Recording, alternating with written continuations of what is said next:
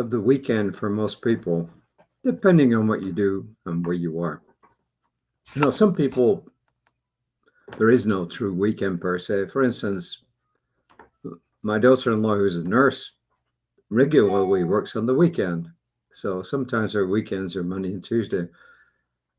I kind of work on any of the 7 days in the week. It depends what I'm doing. But for most people, it's coming up to the weekend. So here we go. Today's reading is another one in the light of being able to accept yourself. I do have a little bit of a few comments on this afterwards. It's called Self-Love Lightness. The first quote is from Roy T. Bennett. It's kind of funny. I looked him up and I got two answers. The first one was that he's a writer. He was born in 1963. Apparently, his most famous book is The Light in the Heart, and he enjoys sharing positive thoughts and creative insights that have helped countless people live successful and fulfilling lives. What is ironic is that, what is kind of wacky is this, that when I looked at Roy T. Bennett, I got two possibilities. This guy, the writer, and also a politician who was born in 1939 and passed away. And it actually says in the write-up here about Roy T. Bennett that he isn't this other guy and he isn't somebody else. So I thought that was kind of humorous. But more to the point, what did he say? He said, accept yourself, love yourself, and keep moving forward. If you want to fly, you have to give up what weighs you down. Roy T. Bennett.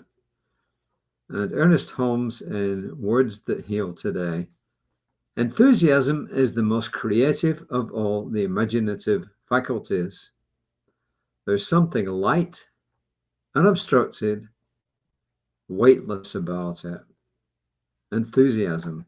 Actually, the word enthusiasm comes from meaning the God within. It comes from the Greek for God and in. So it actually means the God within.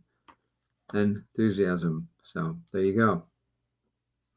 And this is Reverend Michelle, who says, there is a heaviness in our energy when we refuse to accept and to love ourselves.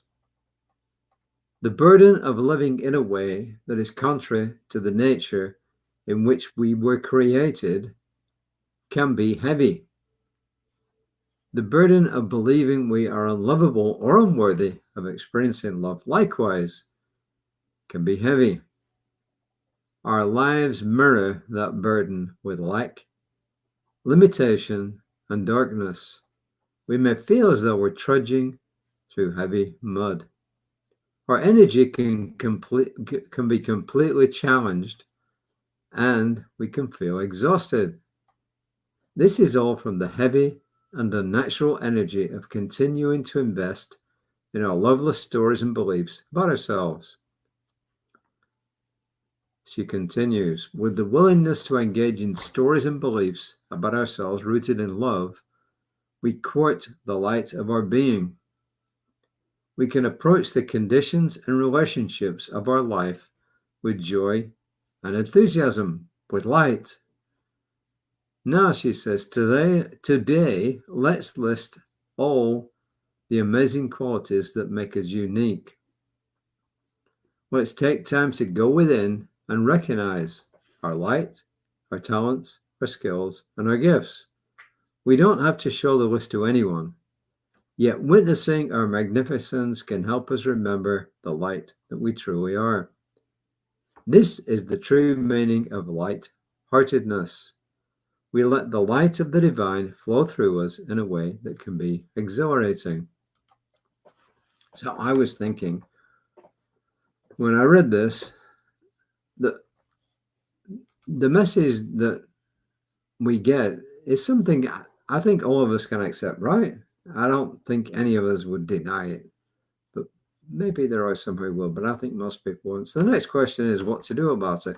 And what to do about it is to take Reverend Michelle at her word when she says, today, let's list all the amazing qualities that make us unique. So in other words, we got to take time, sit down, and write down what we're good at and what makes us unique. Because every single one of us has got plenty of things, if we'll sit down and think about it, that make us unique. And I actually went out, believe it or not, and I thought, well, I'll ask ChatGPT what it thinks about what we can do. And it actually came back with some pretty sensible suggestions. It said, every morning, look in the mirror, make gentle eye contact with yourself, and say one kind, true thing about yourself. Like, I'm doing my best today. I'm learning, and that's enough. I matter. And the thing is, it also explained why that works. And it says why it works is this: seeing and hearing your own voice in a caring tone starts rewiring your brain to accept self-affirmation. So they actually a really good reason. And what it's saying is you need to say it out loud. You look yourself in the eye and you say one or more good things about yourself. As it said here, I'm doing my best today. I'm learning, and that's enough. And I matter. So just looking yourself in the eyes and saying this apparently helps to start rewiring your brain in a good way. So it's not just who has stuff. It's not anymore just, oh yeah, it's all this lovey-dovey stuff that came from the way back when in the 1960s. No, it actually has got a physical impact on your brain. So my question is, if that's true, why wouldn't I do it? And why wouldn't you do it? This is a truly practical example of what you can do. So why not? And it gives another one as well, which is also involved in rewiring your brain, apparently. It says, put your hand or hands over your heart, take 3 slow breaths.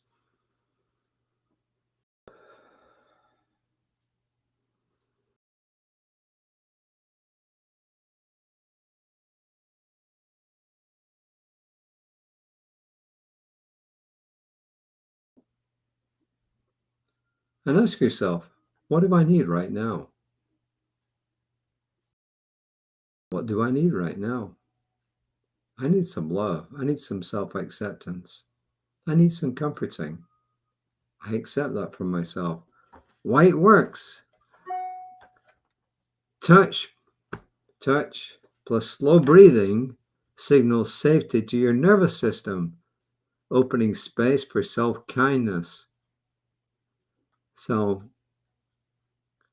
and then another one, what to do. Every evening, write down 3 things you appreciated about yourself that day. And it gives some examples. I remember to drink water. Yeah, my wife was told she needs to drink a certain amount of water every day. I smiled at a stranger. How about that? I made a tough phone call or sent a tough text or whatever. And once again, why it works. Shifts focus from your self-criticism to self-recognition. Shifts focus from self-criticism to self-recognition. So, hey, these are all practical things that you and I can do to start this process of loving ourselves more and eventually loving others more because we love ourselves more. So, and I also, out of the blue, or maybe EFT actually gets to know you a little bit. This is kind of scary in a way. It made some suggestions about EFT, emotional freedom technique, tapping, and it's saying to do this. Well, I'm not going to get into it now because it's too long.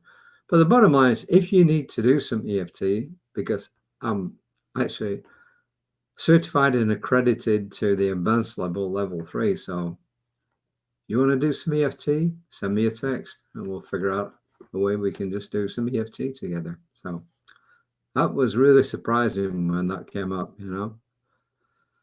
And it came with more good stuff as well. But I think that's enough for now. Too much information ends up in overflow. So probably repeat some of the others tomorrow. But I thought that was kind of neat, coming out of artificial intelligence there. I know it gets it all from the web and it's kind of cool, but it put it together and it actually gives specific reasons why these things work. So those are my tips for the day. That's I think that's enough, don't you? You've got Reverend Michelle's talk about self-love. You've got AI explaining about 3 things that you can do and why they work. So, hey, pick one. Or if just start, go look yourself in the mirror and just tell yourself that you matter. I matter, I matter, I matter. And there you go. Or releasing any burdens of lack of self-love. I know that I'm the light. That was from Reverend Michelle. So pick one. And if you want me to repeat some of these back, text me at the number that's in there and I'll copy these and send them to you because I think they're really good tips. Hey, I'm going to use some of these. So look out for my colleague, Reverend Lisa, tomorrow morning at 9:15 Central Time. Look out for me on whatever social media you saw me tomorrow at hopefully around about 5 o'clock. But with me, you never know because life gets in the way around about that time of day. So, but I will be back on whatever medium you saw me on tomorrow. So until next time, thanks for watching. Please give us a like. If you like words like this, please pass them on. Please pass them on. And until next time, namaste.